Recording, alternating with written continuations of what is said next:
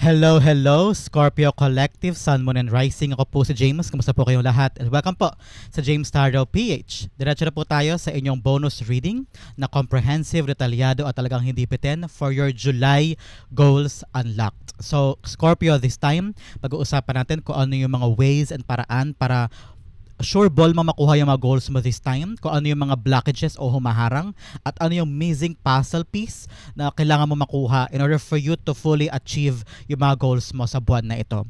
I will also be telling you kung ano yung mga bagay na kailangan pag-focusan, yung mga kailangan mong gawin in order for you to get that goal, ano din yung fortune, and ano yung papasok sa buhay mo this time na makakatulong para ma-achieve yung mga goals na yan. So, today, just sit back, relax, and enjoy our reading. Kwentuhan lang tayo kung paano mo makukuha this time ang mga goals mo. And also, tulad mo nakagawian, this is a general reading, kaya kunin mo lang yung makaresonate ka ha, and leave the rest. Use your intuition this time, Scorpio.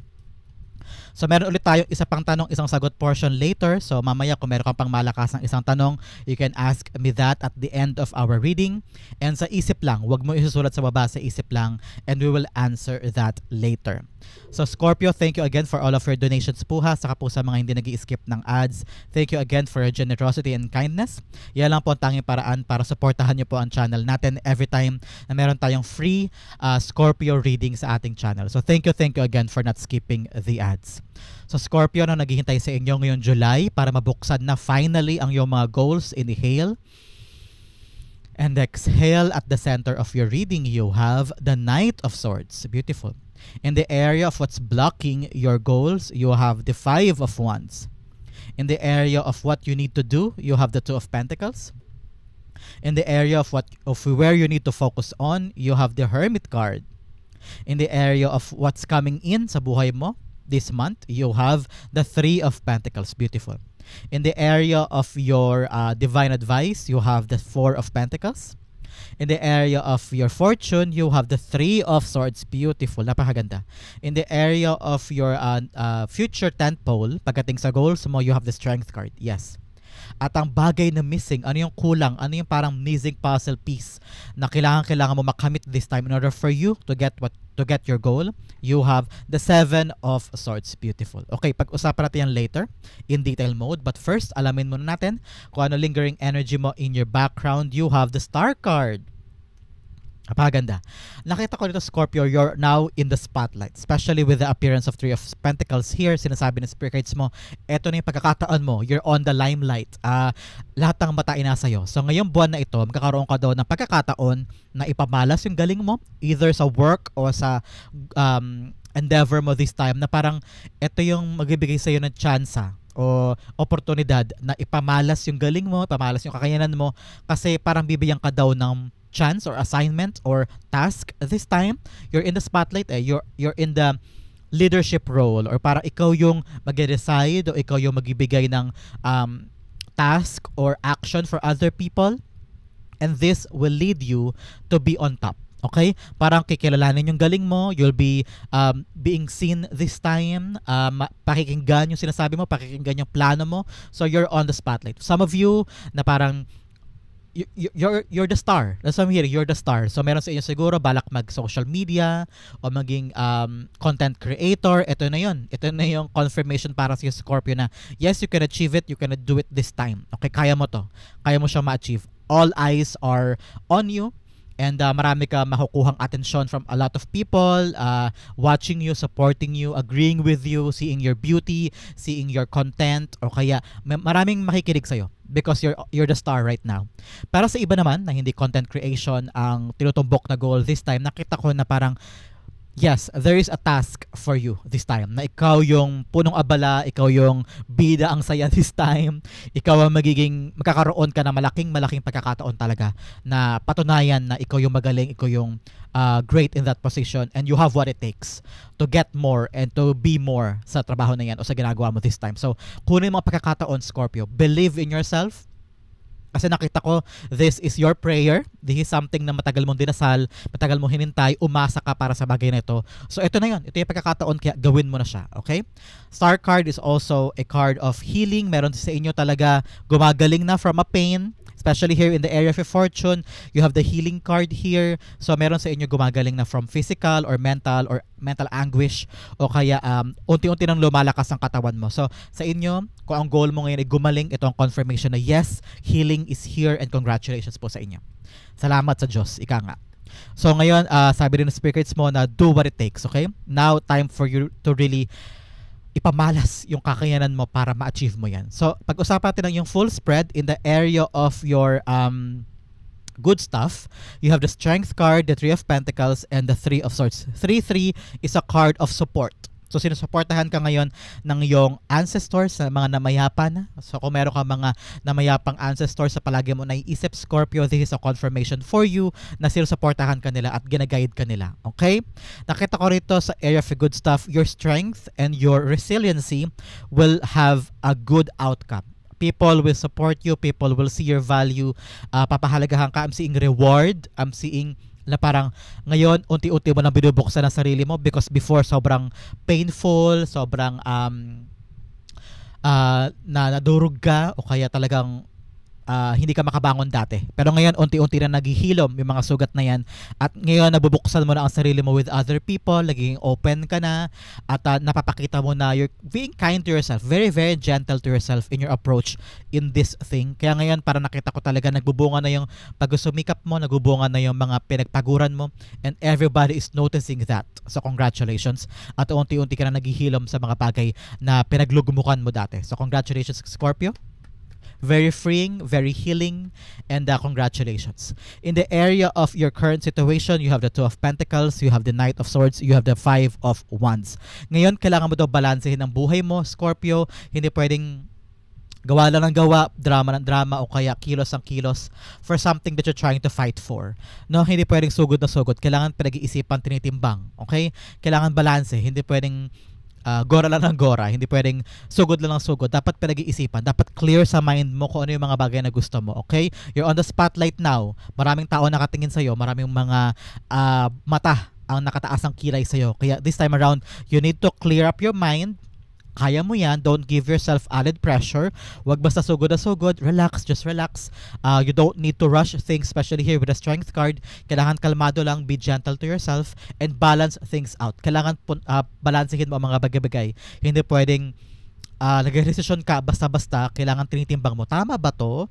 Am I doing the right thing? Ito ba dapat o ito? So ngayon, timbangin mo muna before you decide, and have a clear mind on doing so. Okay?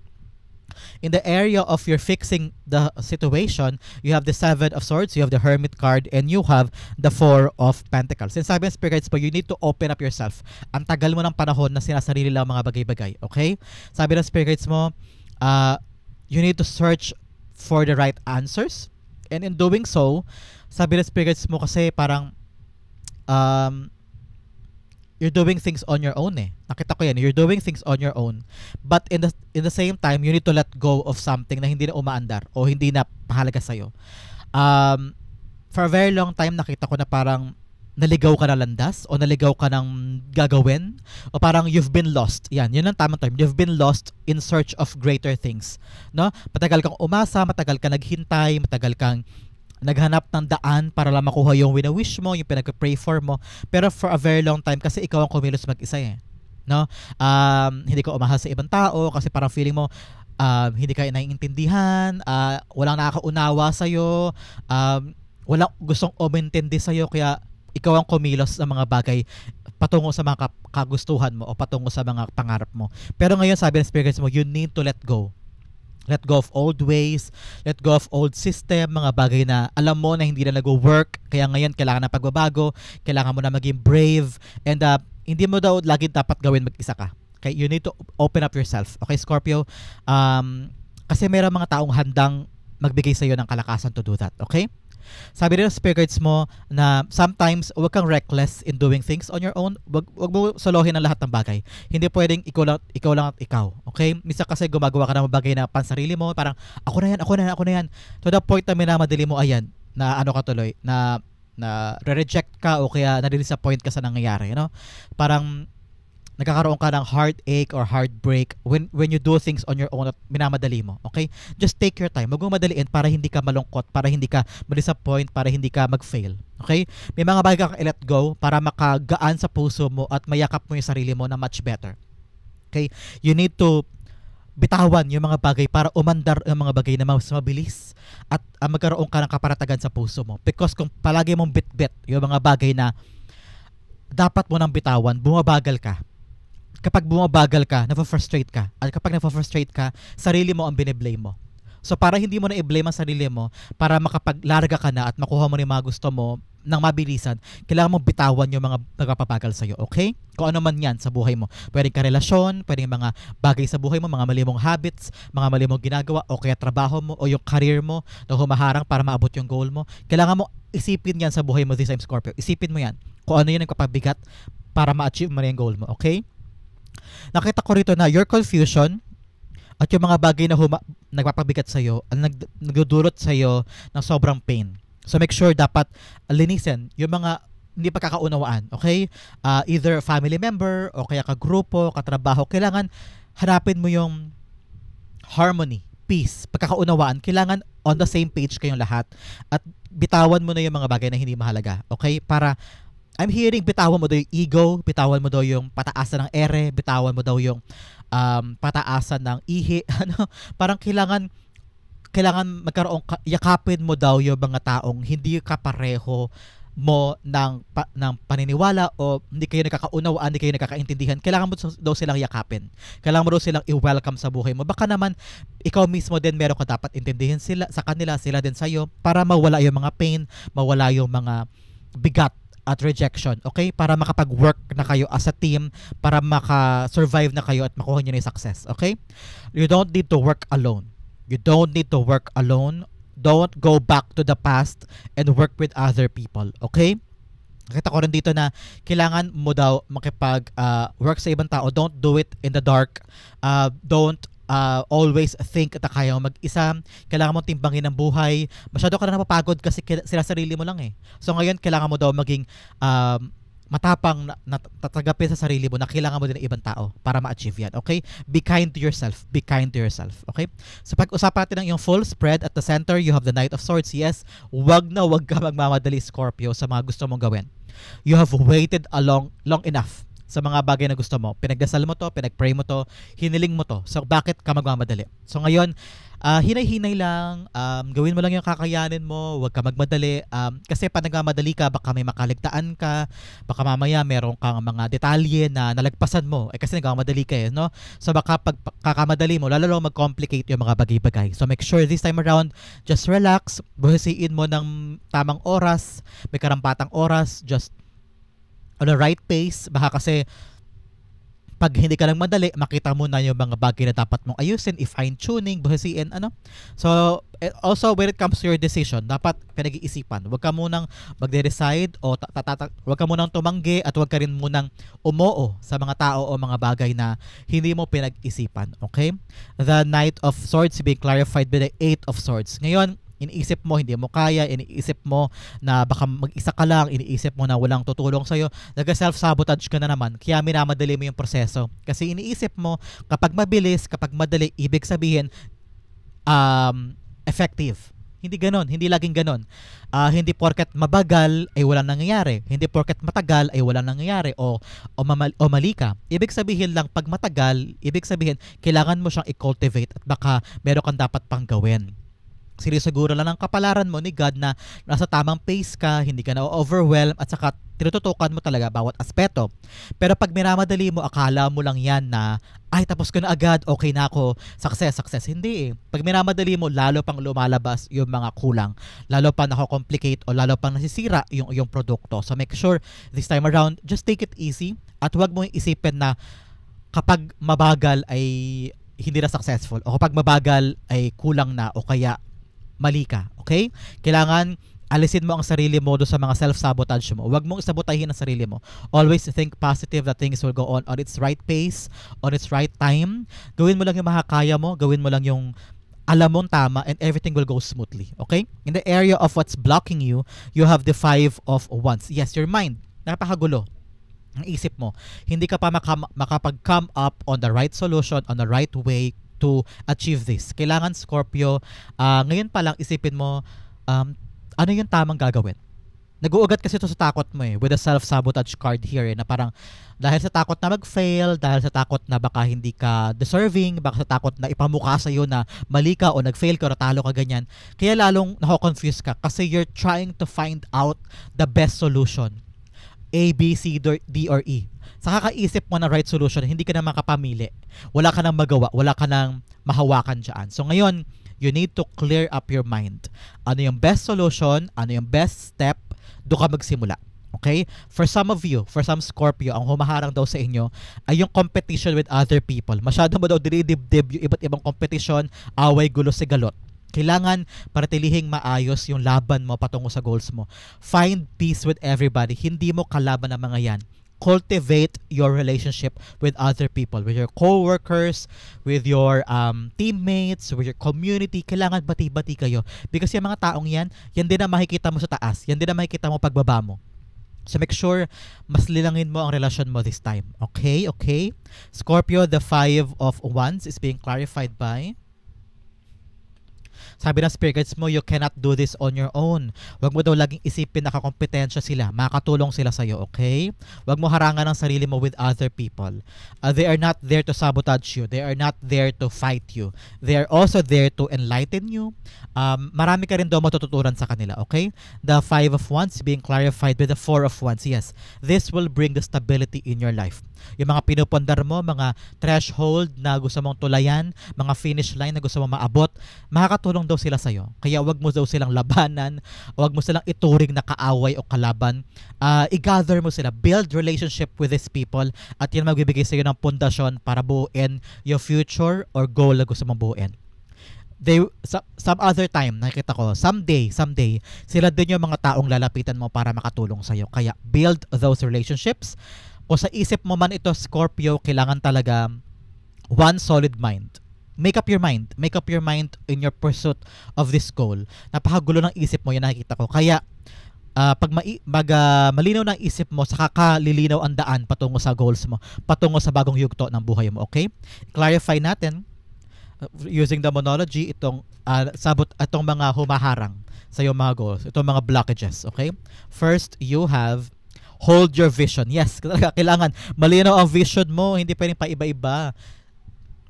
Hindi pwedeng ngayon ito gusto ko bukas. Paano mo maaabot yung milestone? Paano mo maaabot yung tinutumbok mo, yung bagong yugto ng buhay mo, yung finish line, kung paiba-iba ka ng vision mo, okay? Another message, you have nothing will come of this situation. Yes, taranta, pagkatakot, aligaga, what is the best solution? What is the best solution? Iniisip mo agad maging perfect yung hakbang mo. You don't need to do that. You just need to feel for yourself ano yung unang hakbang kailangan mo gawin, saka mo ihakbang. Kaya walang nangyayari because lagi mo iniisip kailangan gato tama, kailangan yan ng tama. You just need to feel for yourself ano yung next big step. The next clarification, you and your loved ones are safe. Ngayon, huwag ka na daw matakot with your family, with your loved ones. Safe daw sila. Yung talagang nakita ko rito na everyone is protected, everyone is on the right position in your life. Kaya huwag ka na daw matakot. You and your loved ones are safe. Talagang the universe is here lighting up for you. Talagang you're on the spotlight. Ikaw ngayon ang inaalagaan, binibigyan ng pagkakataon ng universe. Kaya don't be afraid for you and your family. Okay? In the area of what you need to do, 2 of Pentacles, timbangin mo daw muna before you make a decision. Ito nagmamadali ka eh. You're making a rush decision eh. Ngayon, timbangin mo daw muna. Pag nilay-nilayan mo, there is something that you need to do. Bago ka mag-decide, bago ka sumang-ayon, bago ka humindi, bago ka mag-reject, bago ka sumali, kailangan daw, tinitimbang mo muna. Is this good for me? It is right for me.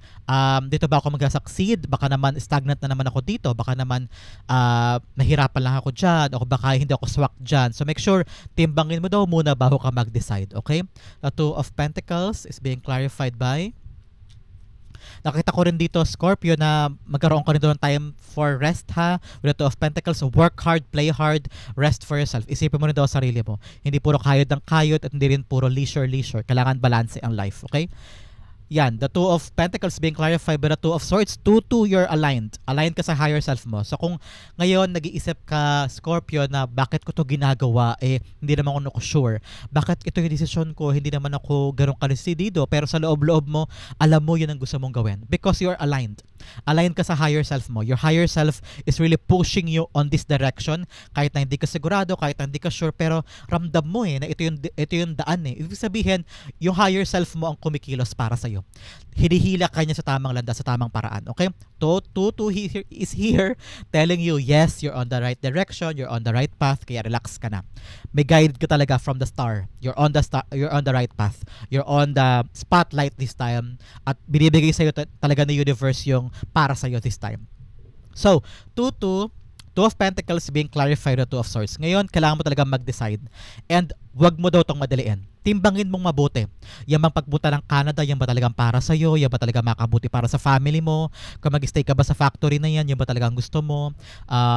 In the long run ba? Yan ba ang para sa'yo? So ngayon, timbangin mo daw muna bago ka mag-decide. Okay? Don't rush your decision.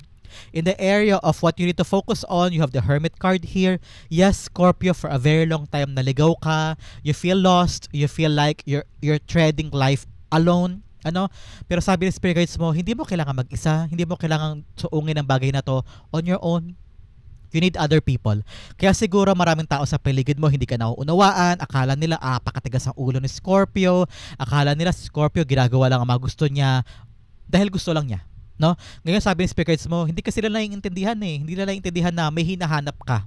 Na kung ano yung suited para sa iyo, yung passion mo, yung purpose mo, yung para saan ba lahat ng ito. No, hinahanap mo 'yun.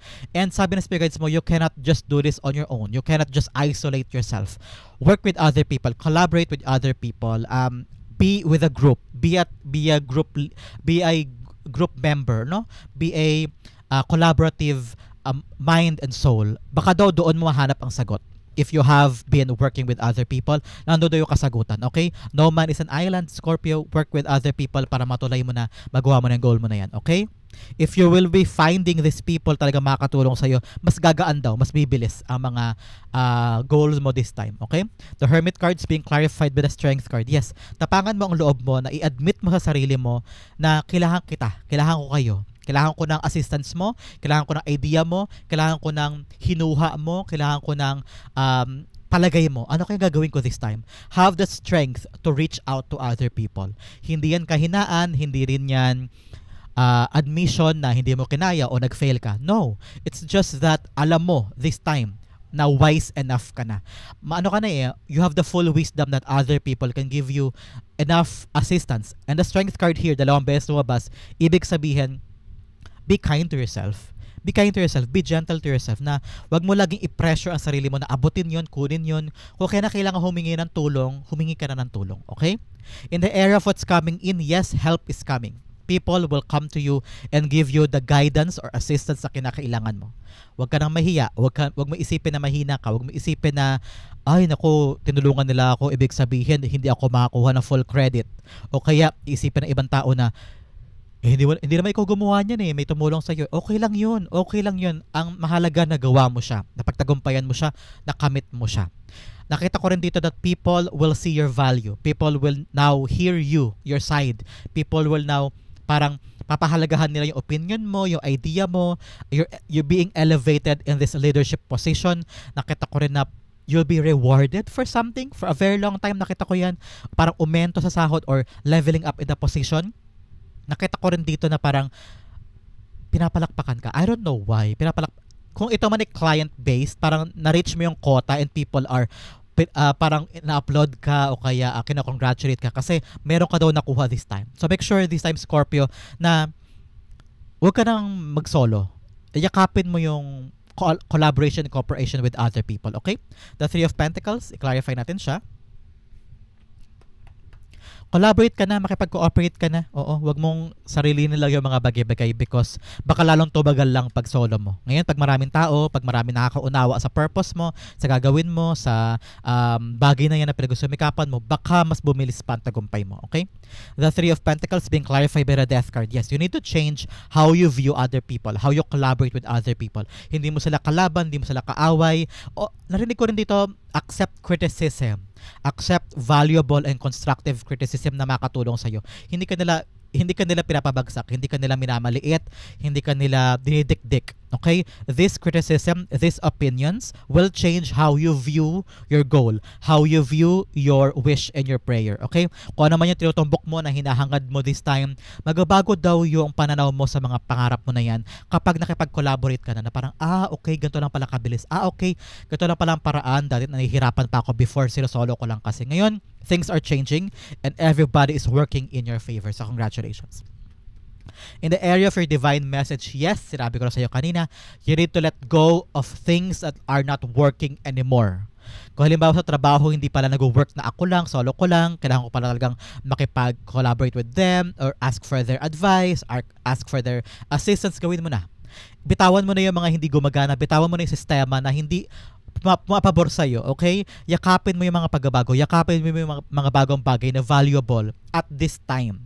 Yung mga bagay before na alam mong hindi na siya gumagana, let go of them. Yung mga relasyon na humaharang sa'yo para makamit mo yung mga prayers mo, mga wishes mo, bitawan mo sila. Ngayon, kailangan mo daw i-evaluate ang life mo, Scorpio, na ano ba yung dapat kong pahalagahan at ano yung dapat kong bitawan. That is something that you need to think about this time, okay?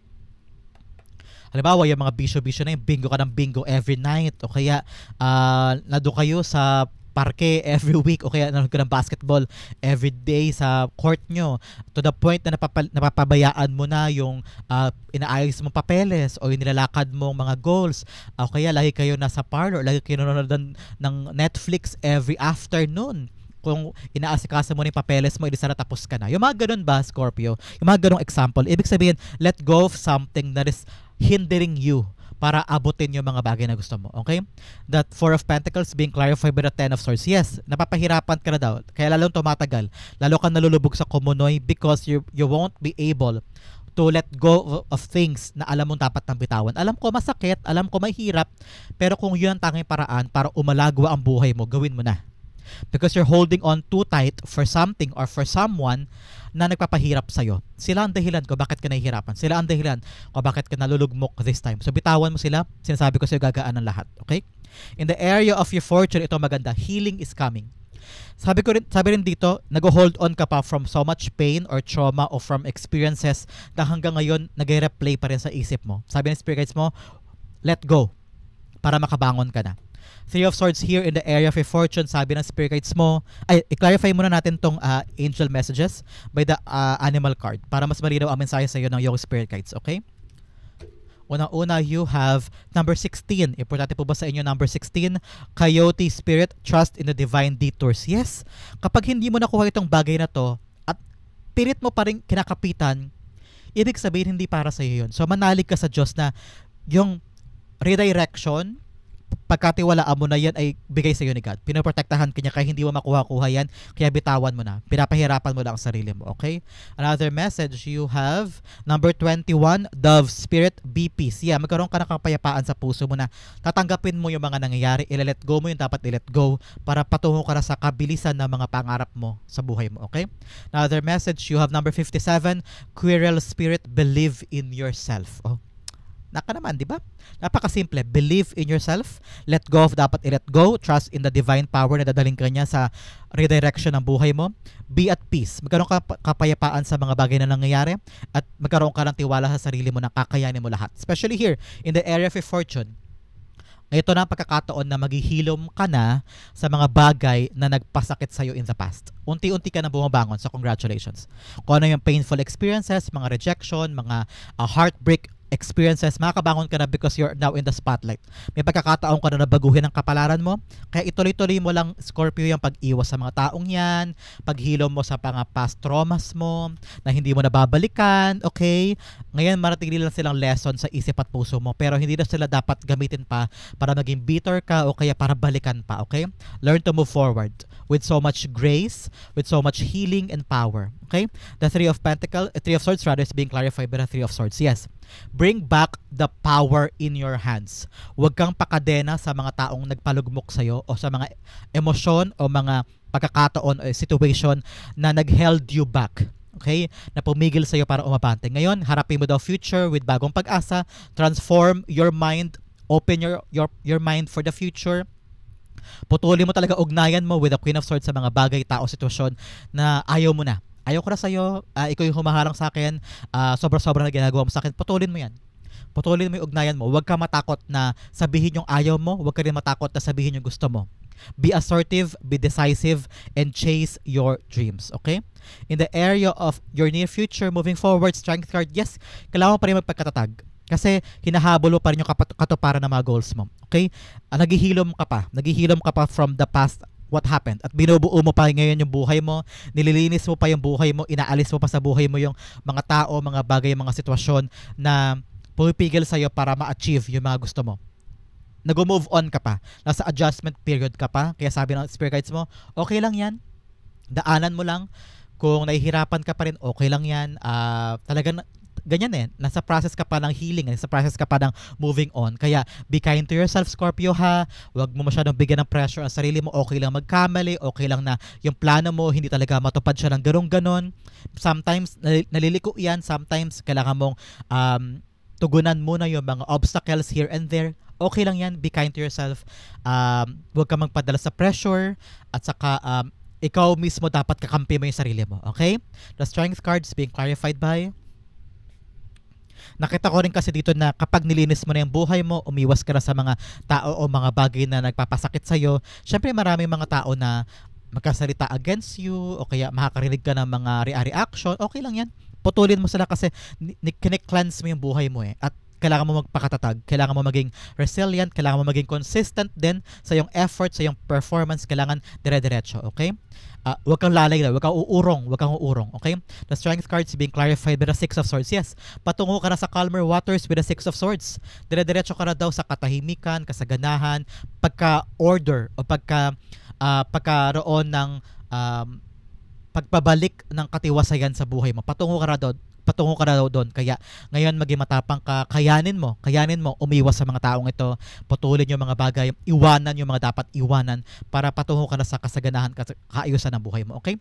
Be brave, kayanin mo talaga siya. Kasi nakita ko hindi to madali Kasi halimbawa, iiwanan mo yung past dream mo na yan, matagal mo yung pinangarap naging pianista halimbawa, pero kailangan mo tanggapin na hindi talaga siya para sa iyo So kailangan mong kayanin sa puso mo na iwanan ko na yan, bitawan ko yan para patungo na ako sa bagay na para sa akin. Kung ano talaga yung redirection ni God for me. Okay?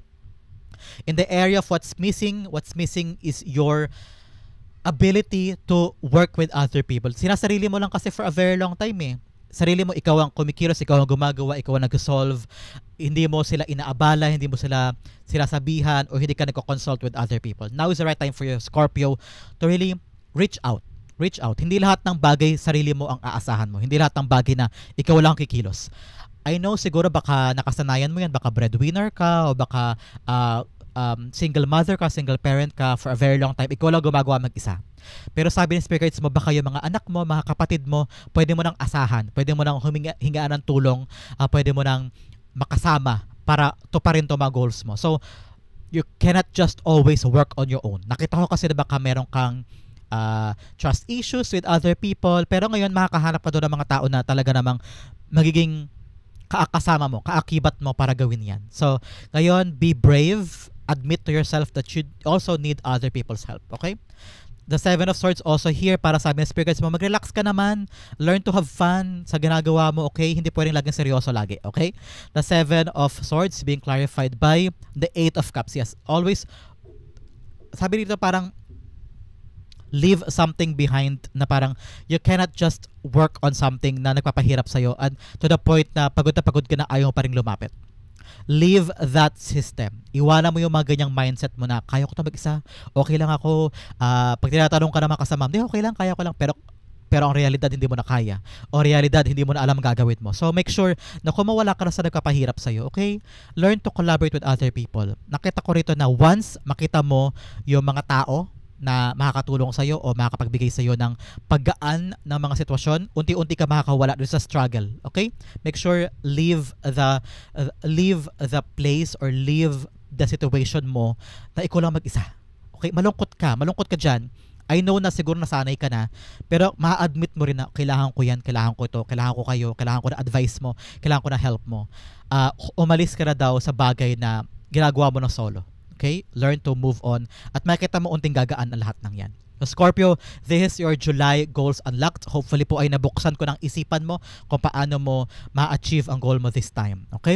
So dumako na tayo sa isang tanong, isang sagot portion. Scorpio, close your mind. Close your mind. Close your eyes.